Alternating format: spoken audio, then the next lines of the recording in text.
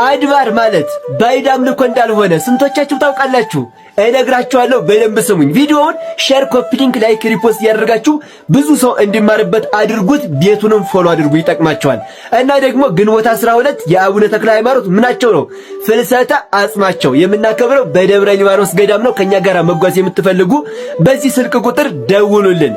እናም አድባር ሲባል ብዙዎቻችን የሚመስለን ባዕድ አምልኮ ነው አይደል? አይደለም። ይሄንን ሐሳብ የፈጠሩት ሰዎች ናቸው እንጂ አድባር ማለት ባዕድ አምልኮ አይደለም። ታዲያ ምንድነው ካላችሁኝ፣ ደብር ማለት ተራራ ማለት ነው። ምን ማለት ነው? ተራራ ማለት ነው። አድባር ማለት ደግሞ ሲበዛ ነው፣ ተራሮች ማለት ነው። ታዲያ ከግንቦት ልደታ ጋር ምን ያገናኘዋል ካላችሁኝ፣ ድንግል ማርያም የተወለደችው በየት ነው? በአድባረ ሊባኖስ፣ በሊባኖስ ተራሮች ነው። ቅዱስ ያሬድም እምግበበ አናብስት ወእም አድባረ አናምርት ወጻይቂ ይላታል። ከአንበሶች ጉድጓድና ከነብሮች ተራሮች ወጣሽ ይላታል። ነብሮች ያላቸው ያው ነገስታቱንም ቢሆን ማለት ነው። እና ታዲያ ሰዎች ግን ለግንቦት ልደታ ያው አንዳንድ በገጠር አንዳንድ ሰዎች በፊት አሁን እንኳን እግዚአብሔር ይመስገን ቀርቷል። ነገር ግን አንዳንድ ሰዎች የሆነ ዛፍ ስር ይሄዱና ይበሉ ይጠጡና ማለት ነው ያንን ዛፉን አንተ አድባር ተለመነን እያሉ ወደ ባዕድ አምልኮ ስለወሰዱ ነው እንጂ አድባር ማለት ተራሮች ማለት ነው ትርጉሙ። እሺ፣ ስለዚህ አድባር ማለት ተራሮች ማለት ነው እንጂ ባዕድ አምልኮ አይደለም። ሁላችሁም እስኪ ኮመንት ላይ ድንግል ማርያምን ያንቺ ልደት የኔም ልደት ነው እያላችሁ ጻፉ። ሁላችሁም በሏት ያንቺ ልደት የኔም ልደት ነው እያላችሁ ኮመንት ላይ ጻፉ። ምክንያቱም የሷ ልደት የሁላችንም ልደት ነው። የድህነታችን መሰረት የተጣለበት እኮ ነው። ቀላል ታላቅ ቀን ነው በነገራችን ላይ የዛሬው ቀንና ያንቺም ልደት ያንቺ ልደት የኔም ልደት ነው እያላችሁ ኮመንት ላይ ጻፉልኝ። ቪዲዮውን ሼር፣ ኮፒ ሊንክ፣ ላይክ፣ ሪፖስት ያደርጋችሁ ለብዙዎች እንዲዳረስ አድርጉት። ቤቱን ፎሎ አድርጉ። ይጠቅማችኋል። እወዳችኋለሁ። ክብር በሉልኝ። አንድ ፕሮቴስታንት ሆኖ በጊዮርጊስ ስም ቤተክርስቲያን ቢያንጽ መጽሐፍ ቅዱሳዊ ነው አይደለም? ነው ምንም ችግር የለውም። በጊዮርጊስ ፕሮቴስታንት ናቸው እኮ። ለምንድን እንደዛ እንዳልኩ ታውቃለህ?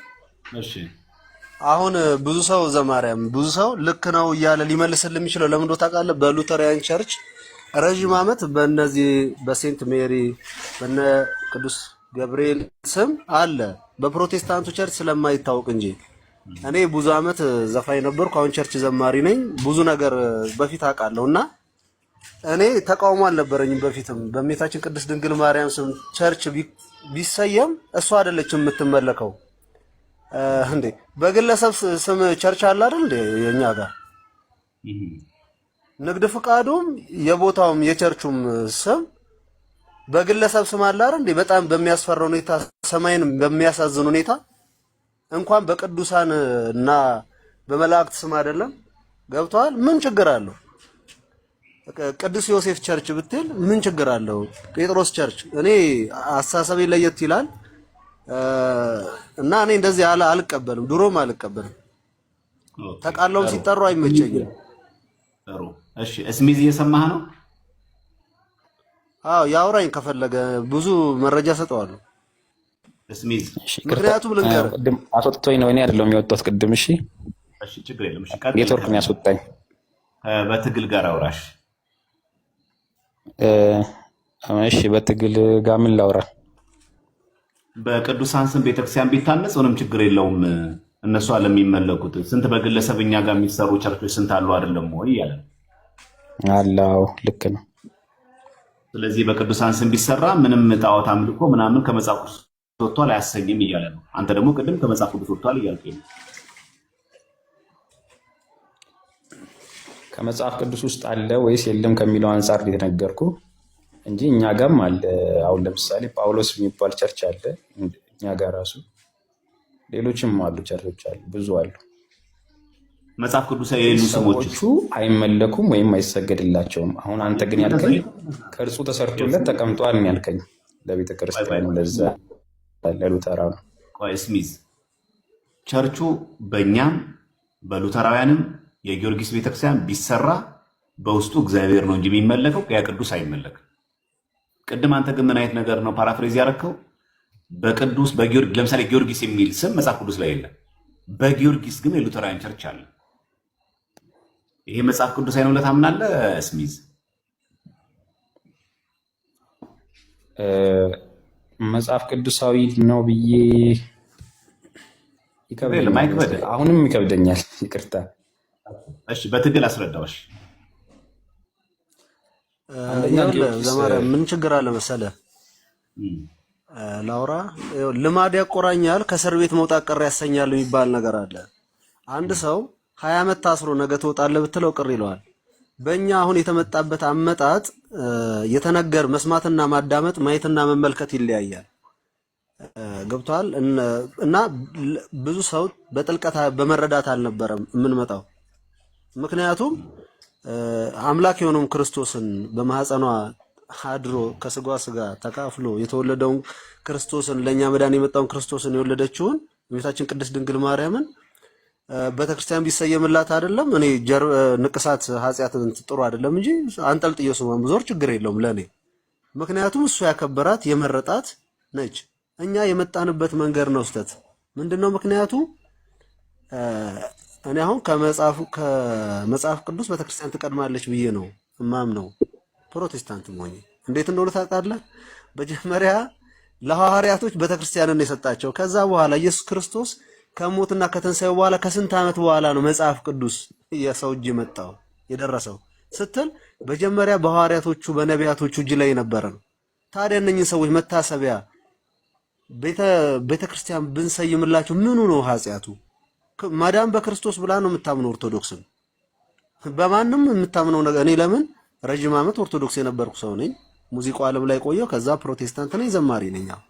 አላምንም ከማንም ሰው ጋር ብዙ ሰው ጋር ልስማማም እኔ በዚህ ሐሳብ። ምክንያቱም የጽድቅ ጉዳይ አይደለም። በእመቤታችን ቅድስት ድንግል ማርያም ስም ቸርች መሰየሙ ሲኦል አያስገባም እንዴ? ይሄ እኮ ደስ የሚል ነገር ነው። መታሰቢያ እኮ ነው። ይሄ መታሰቢያቸው ነው። አሁን ቲክቶክ ላይ እንደሚወራው ምናምን ሳይሆን እውነታው ላይ ስትመጣ እኛ ጋር ስትመጣ ስም አይደለም የቸርቾቹ ፍቃድ እኮ በግለሰቦች ስም ነው ወንድሜ። ከነ ሙሉ ወንጌል ከነ መሰረተ ክርስቶስ ምናምን ውጭ ያሉ ጋር እንኳን ያለው ዛሬ የተንሰራፋው ነገር ምንድነው? በግለሰቦች ስም ነው ቤተክርስቲያን ተብሎ የተከፈቱት አዳራሾች ንግድ ፍቃዳቸው ሲፈልጉ ለመስጊድ ሊሸጡት ይችላሉ ነገር አየህ። ግን እንደዚህ በጻድቃን ሰማዕታት የታነጸ ቸርች ሲሆን ባለቤትነቱ የህዝብ እንጂ መተሳቢያነቱ የነሱ ሲሆን አያምም። ለምን? የሚመለከው ልዑል እግዚአብሔር ነው፣ ክርስቶስ ነው የሚጠራበት በቦታው ላይ ገብቷል። እኔ በዚህ ነገር አይከብደኝም። ያው አሁንም በዚህ ሐሳቤ ብዙ ነገሮች ይመጡብኛል። ዛሬ ሳይሆን ቀደም ብሎ ዘማርያም እኔ እንደዚህ ነው ሐሳቤ። ምንም ሊያመን አይገባም። ማህተብ በአንገት ላይ ማሰር የተጀመረው በያዕቆብ ዘርበረዲ በተባለ አባት ነው። ይሄም ያደረገበት ምክንያት የተጠመቁትን ካልተጠመቁት ለመለየት ጥምቀት ስለማትደገም የተጠመቁት ካልጠመቁት ለመለየት ማህተብ አሰረላቸው። ማህተብ እንደምታውቁት ነጭ፣ ቀይና ጥቁር ነው። ጥቁር የአብ በደመና መጥቷል የሚተጋረው ድብሩ ደመና መጥቶ ጋርዳቸው። ደመና ደግሞ ከለሩ ምንድነው? ጥቁር። ቀዩ የወልድ ስጋውን ቆርሶ ደሙን አፍሶልናልና፣ ነጩ የርግብ የመንፈስ ቅዱስ ምሳሌ ነው። ሶስቱም በአንዴ ተገምደው የክርስትና ጥምቀት ስንጠመቅ ማህተብ እናስራለን። ገመዱ የክርስቶስ የተጎተተበት ገመድ ምሳሌ ነው። ስለዚህ ምስክርነት ነው ባጭሩ። አንድ ይሄ ማለት በልብ ክርስትና የለም ማለት አይደለም። ሴ ፎር ኤግዛምፕል ጣታችን ላይ ምን አለ? ባለትዳሮች ቀለበት የምን ምሳሌ ነው?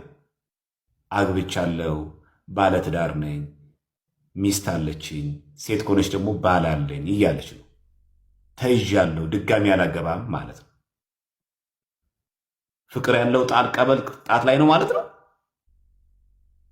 ፍቅር ያለው ትዳር ያለው ቀለበቱ ላይ ማለት ነው አይደለም። ምንድነው? መገለጫ ነው። ነጠላ እንለብሳለን። ምን አድርገን? መስቀልያ እንደዚህ አድርገን። የምን ምሳሌ ነው? ነጭ መሆኑ ክርስቶስ ከሙታን ለመነሳቱ። ሁለት ነጫጭ ልብስ የለበሱ መላእክት ግራና ቀኝ ሆነው አይደለም ይላል። ግራና ቀኝ ሆነው እነሆ እንደተናገረ ተነስቷል እንጂ በዚህ የለም ብሎ መስክረዋል።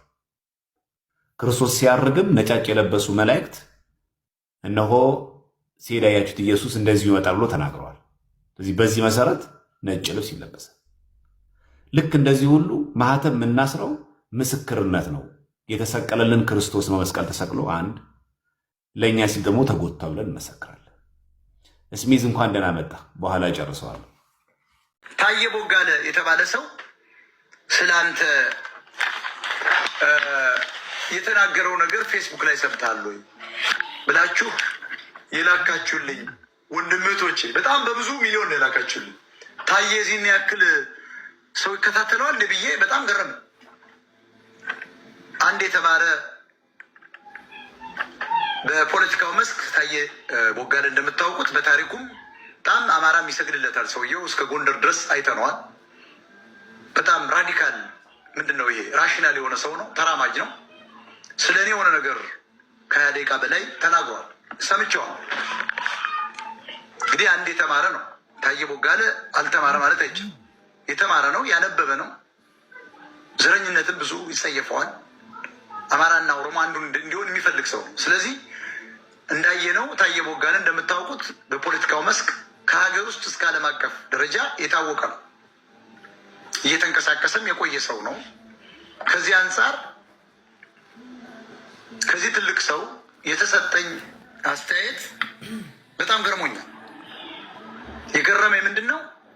ታየ ቦጋለ ምን ያክል የኔ ሚዲያ እንደሌላው የተቆረጠ ሳያይ እውነታውን ቁጭ ብሎ አዳምጦ ተመልክቶ ሞጣ ቀራኒዮ ማለት ከዲያስፖራው ካየሁት ከተከታተልኩት ውጭ የሆነብኝ ሰው ነው።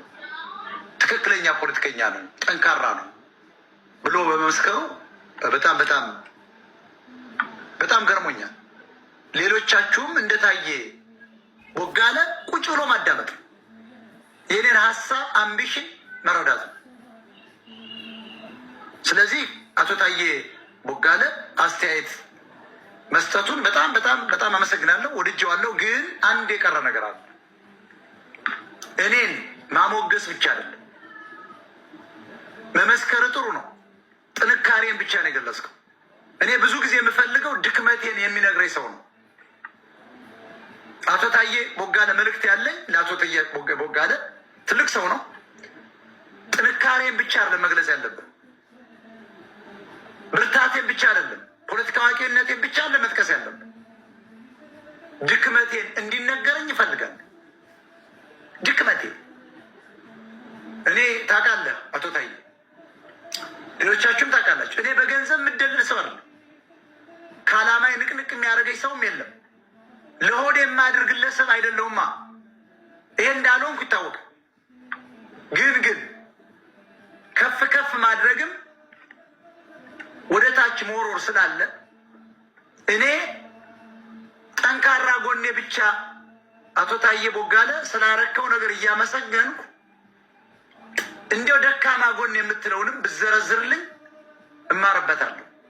አንድ ሰው ደካማ ጎኑ ካልተነገረው አይሻሻልም። እኔን ዛሬ መስቀል ነገ አሽቀንጥሮ ለመጣል ይመቻል። ነገ አሽቀንጥሮ ጉድጓድ ውስጥ ለመክተት ስለሚመች ስለሆነም የእኔ ድክመት እንደነ አቶ ታየ ቦጋለ ባሉ ቢነገረኝ አላቤት። ምክንያቱም እኔ እንደምታውቁት ሁልጊዜ ተማሪ ነኝ። እኔ አውቃለሁ ብዬ አላውቅም። ሁልጊዜ ተማሪ ነኝ። ሁልጊዜ ደብተርና እስክሪብቶ ነው የምታዩ። አንድ ሰው ገብቶ ሲናገርም የሚመቸኝ ነገር ጽፋል። ስለዚህ የእኔ ድክመትን ብትነግሩኝ ደስ ይለኛል። ግን አቶ ታየ ቦጋለ ስላደረገው የምስክርነት ቃል ብዙ ወዳጆቼ ንግግሩን ልካችሁልኝ በጣም በጣም ነው የገረመኝ። አይቼዋለሁ። እናንተም በዚህ ደረጃ እሱን በመከታተላችሁ ሞራላችሁ ከፍ ያለ ነው። እንደነዚህ አይነት ሰዎችን መስማት አለባችሁ ማለት ነው። ጥሩ ነው። እኔን መጥቶ ስለመሰከረ አይደለም ይሄ ሰው በኢትዮጵያ ፊገር የሆነ ሰው ታየ ቦጋለ ባይዘው ፊገር ነው። ታየ ቦጋለን አላውቅም የሚል ኢትዮጵያዊ ያለ አይመስለኝም፣ ወይም ዲያስፖራ። ታየ ቦጋለ ይዘ ፊገር ነው። አብይ እንደሚታወቀው ታየ ቦጋለን የማያውቅ ኢትዮጵያዊ ነው። በተለይ አማራው ጋር ፊገር ሰው ነው። አማራና ኦሮሞን የሚያገናኛል ተብሎ የሚታሰብ ሰው እሱ። ስለዚህ ወዳጆቼ የአቶ ታየ ቦጋለን ስለኔ ማንነት የተናገረውን በላካችሁ ፕላስ ደግሞ አቶ ታዬ ቦጋለ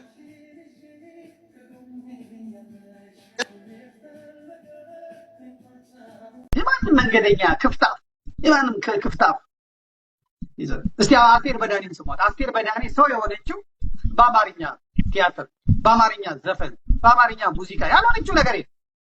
ፍዳ ይበላችሁ ማለት ነው። የአብይ አህመድም ውሽማ ለመሆን ሞክራ ነበር አሉ። ያልሆነ ነገር የለም። ኢትዮጵያዊ ነኝ ብላ ነው ስትሉ ነበር። አማራ ነኝ ብላ በአማራ ምን ከታወቀች በኋላ ሰሞኑን የተለቀቀው ነገር ያሳዝናል።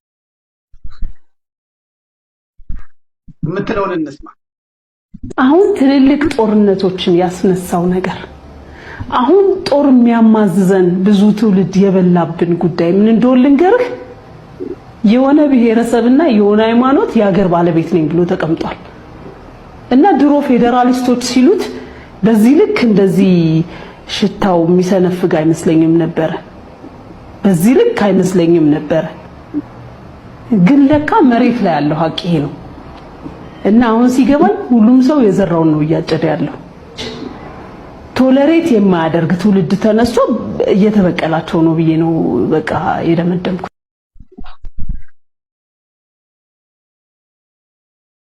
ይሁን በቀል ላይ እየተበቀላቸው ነው። የሀገር ባለቤት ነኝ ማለት ኢትዮጵያዊ ነኝ ማለት እንዲህ ነው ፍዳህን የሚያበላ ማለት እንዲህ ነው አፈር ከድሜ የሚያበላ ማለት። በደርግ ጊዜ እነ ዘገየ አያሌው፣ በሽግግሩ ጊዜ እነ ዲማ ህወሓትና ኦነግ ሆነው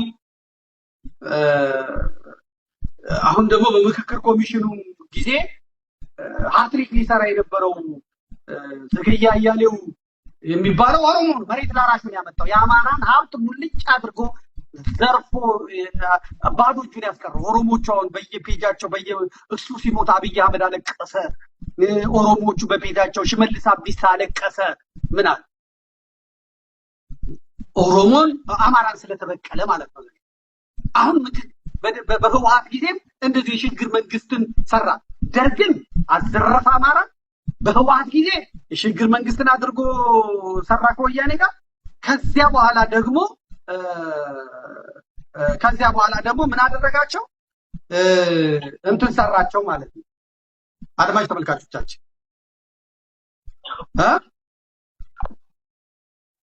አሁን ደግሞ በአብይ አህመድ ጊዜ ምን ብሎ መጣ? በአብይ አህመድ ጊዜ የምክክር ኮሚሽን ብሎ መጥቶ እግዚአብሔር ቀደመውና በሞት ወሰደው፣ ቀሰፈውና ወሰደው። አሁን ለሶስተኛ ጊዜ አማራን ለመበቀል ኦርቶዶክስን ለመበቀል ነበር የመጣው። ምን አስቦ እንደነበር እግዚአብሔር ነው። አሁን ምክክር ኮሚሽን ላይ ያሉት በሙሉ ትግሬ፣ ኦሮሞ የአማራ ጠላቶች ናቸው ያሉት፣ የቤተ ክርስቲያን ጠላቶች ናቸው ያሉት። በሚገርም ከቤተ ክህነቱ ተወክለው የሄዱት ሰዎች እንኳን ብትመለከቷቸው ትግሬና የሌላ ብሔሮች ናቸው። እቺ ደግሞ መጣችና መጣ ዛሬ የሚበቀላቸው ትውልድ መጣ። የሀገር ባለቤት ነን ሲሉ እንደዚህ የሚሰነፍጥ አይመስለኝም ነበረ አለች።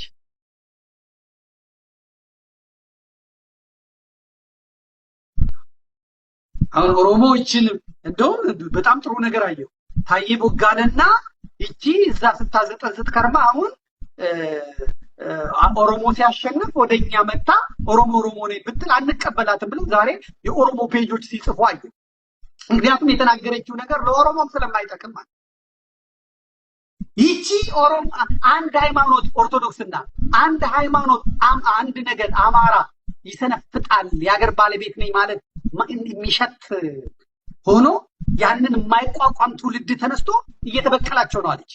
ሽመልስ አብዲሳ በኦሮሚያ እና አብይ አህመድ በኢትዮጵያ ነግሰው አማራን እየተበቀሉት ናለች። እውነቷን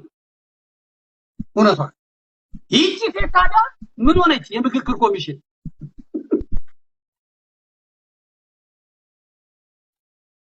የሚሰነፍጣትን የምትበቀለውን አማራ ለመበቀል የምክክር ኮሚሽን